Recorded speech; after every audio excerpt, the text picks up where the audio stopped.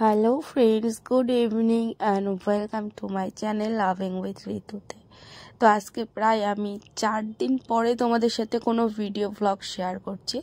তো সরস্বতী পুজো ছিল চারিদিকে তোমরা জানো, আর আমাদের বাড়ির আশেপাশে এত এত এত পুজো হয় যে আমাদের এখানে প্রচুর মিউজিক বাজছিল, আর যার কারণে কিন্তু আমি তোমাদের সাথে কোনো রকমের কোনো ভিডিও শেয়ার করতে পারিনি।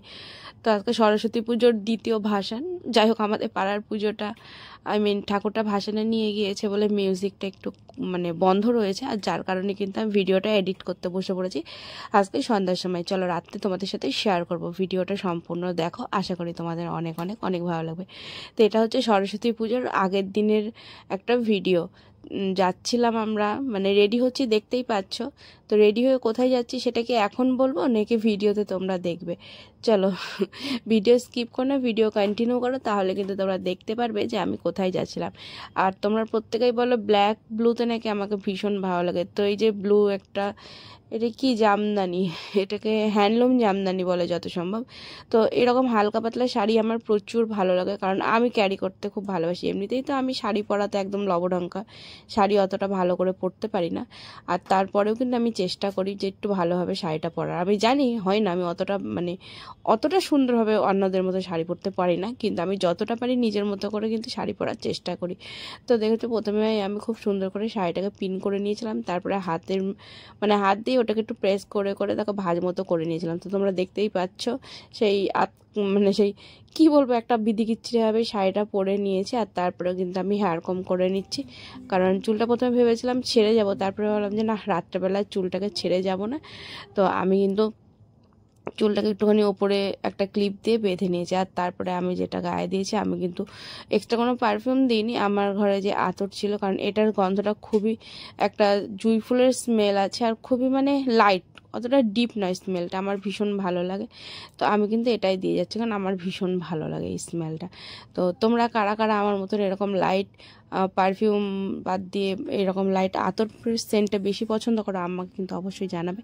আমার কিন্তু বেশ ভালো লাগে। আর আমার সাজ দেখো একদম সিম্পল, লিপস্টিক, টিপ আর একটা কানের পরে নিয়েছিলাম একটু বড় দেখে, ছোট কানের আমি পরিনি, কারণ ভাবছিলাম শাড়ি পরবো। আমি তো সবসময় একটু বড় কানের টানের পরি না, আমি ছোটোখাটোই সবসময় টপগুলো ব্যবহার করি। তো কি মনে হয়েছিল যে চলো একটুখানি একটু বড়োর মধ্যে একটা কিছু করি। তো আমার কাছে একটা জেপ আসা ছিল, আমি কিন্তু সেটাই পরে নিয়েছিলাম।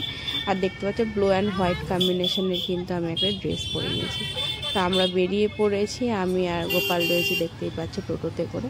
টোটোতে করে কি আনতে যাচ্ছি চলো সেটাই দেখতে। তো এই দেখো, আমি বুঝতেই পারছিলাম না কেমন লাগছে, ক্যামেরাতে হয়তো একটু বেশি ভালো লাগছিলো। তো যাই হোক না কেন, গল্প করতে করতে দেখো আমি চলে এসেছি আমাদের, এটা হচ্ছে জজকোট। জজকোটের পাশে একটা পাঞ্জাবির দোকান আছে, যেখানে বড় ছোট প্রত্যেকটারই পাওয়া যায় আর কি। তো আমি গোপালের জন্য একটা পাঞ্জাবি নিতে এসেছিলাম, অর্কর পাঞ্জাবি নেওয়া হয়ে গিয়েছিলো, কিন্তু এর আগের দিন গোপালের মাপের পাঞ্জাবি আমি পাইনি বলে সেদিন আর নিতে পারিনি। তো যার কারণে কিন্তু পুজোর আগের দিন চলে গিয়েছিলাম পাঞ্জাবি নেওয়া বলে। তো এর আগের বছর ইয়েলো পড়েছিল, তার আগের বছর হোয়াইট পড়েছে, এই নিয়ে 3বার আমার গোপালের সরস্বতী পুজো যাচ্ছে। তো এবছর ভাবলাম একটা ব্লু কালার পরাই, ব্লু কালার গোপালকে ভালোই লাগবে।